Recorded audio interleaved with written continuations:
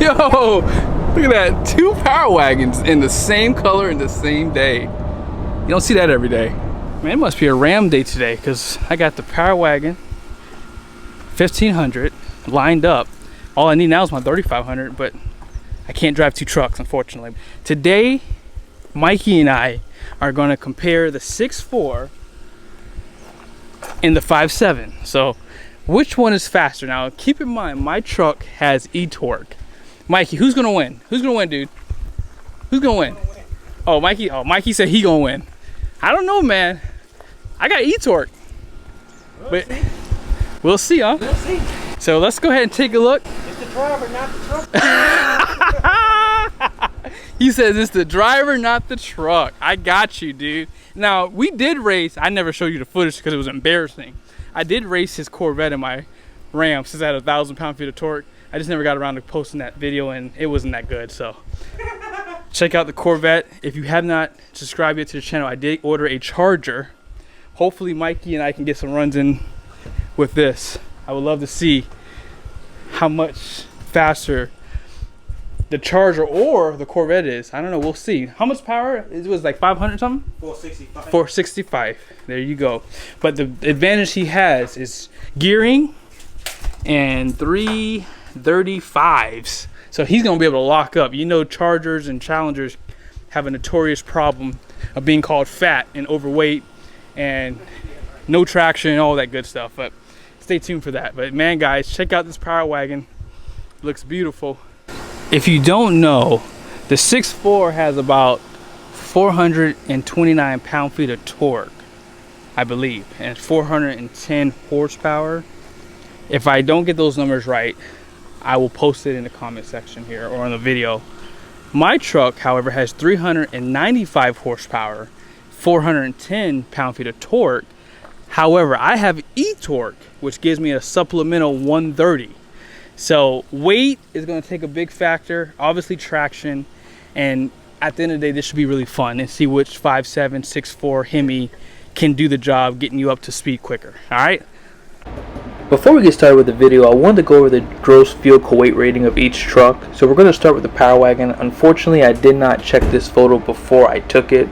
I was in a hurry and I'm paying for it now. But the gross vehicle weight for the Power Wagon is going to be 8,565 pounds. Now this is going to be derated from the regular 2500s because of the fact that it is a purpose-built truck. So it has a lower GVWR. And if you take a look at the payload, which is right here, you get 1,200 pounds. I believe that this has an advertised payload of like 1,500 pounds, or if not more. But as you guys can see, the Power Wagon is not really truly built for towing because it is derated for it to be a purpose-built off-road truck. But all in all, this truck has a curb weight of 7,365 pounds. Now let's go ahead and take a look at the numbers for my 1500. The gross vehicle weight rating for the 1500 is slightly lower than the Power Wagon at 7,100 pounds. I cannot remember if it does change for the eTorque or not, but I believe that 7,100 pounds is the maximum one that they have for the 1500 Ram trucks. Now let's take a look at the payload. All in, this truck does have a higher payload capacity compared to the Power Wagon at 1477, but the curb weight of this truck is actually a lot lower. It's at 5,623 pounds. Now if you don't have your calculator handy, the 1500 weighs 1,742 pounds less than the Power Wagon. Now that's no surprise, obviously, because the Power Wagon is a heavy duty truck, so we cannot forget that.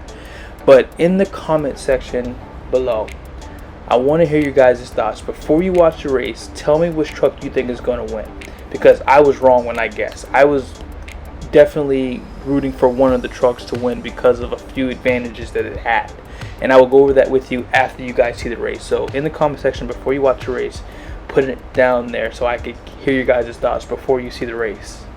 All right, here we go. You ready? Oh! There it is! That eTorque comes for the win! Man! eTorque came for the win, guys.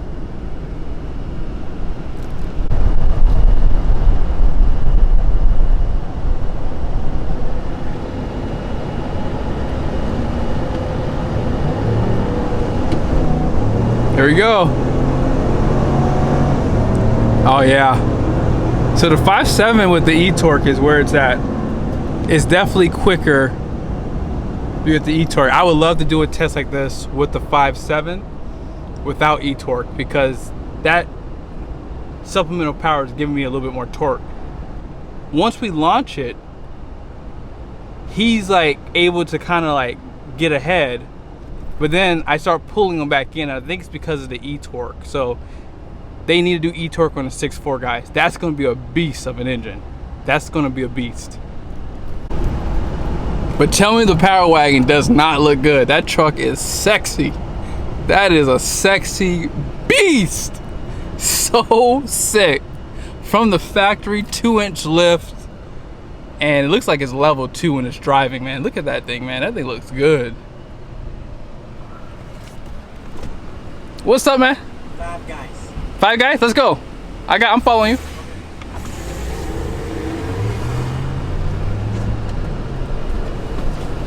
Alright guys, so what just happened just now? I was clearly expecting the Power Wagon to pull away and stay ahead the entire time. And the only reason why was because it did have more torque, but let me just show you the biggest reason why. I was expecting the 410 axle to kind of solidify that lead. Because if you don't know this, let's go again, let's take a look at the power. So the torque on the Power Wagon, it comes on at 4,000 RPMs. That is pretty low for a gas engine. I mean, I'm really happy about that. Now, horsepower comes on at about 5,600 RPMs, but that's with a 410 axle, so that should help, you know, with overall acceleration. Now, as you guys know, my truck has eTorque, but the issue that I have is that I have a 321 axle. Now, if my truck had the 392, I would have expected it to probably do about the same as the Power Wagon. Now, I know the Power Wagon weighs almost 2,000 pounds more than the 1500, but again, it kind of goes back to what I was saying. I was expecting it to be more like a torque race at that point, especially 30-40 miles an hour. 410 pound-feet of torque is a lot of torque. Now, I looked at a third-party website. They did say that the horsepower came on at about 5,600 RPMs, and they're saying that the torque comes on at 3,950 pounds. So I didn't know that going into this. So the torque does come on lower on the eTorque, and you do have that supplemental 130 pounds also. So I think the race was definitely interesting. And again, like I said, I was wrong. I will admit that I was wrong. I was expecting that Power Wagon to do a better job than the 1500. But hey guys, like I said, this is pretty fun for me. I was excited. I learned a lot from this. And you know, I would like to have a shot at doing a 321 and a 392 axle. I want to see if there's really a difference, because my truck pulls really hard with that 321, and it would be interesting to see the difference between these. Now, I do know guys that have changed their axles on like Dodge Charger, Hellcats.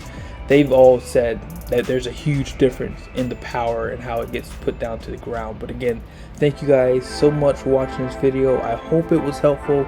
Be sure to like and subscribe to the channel, guys, and I will see you soon.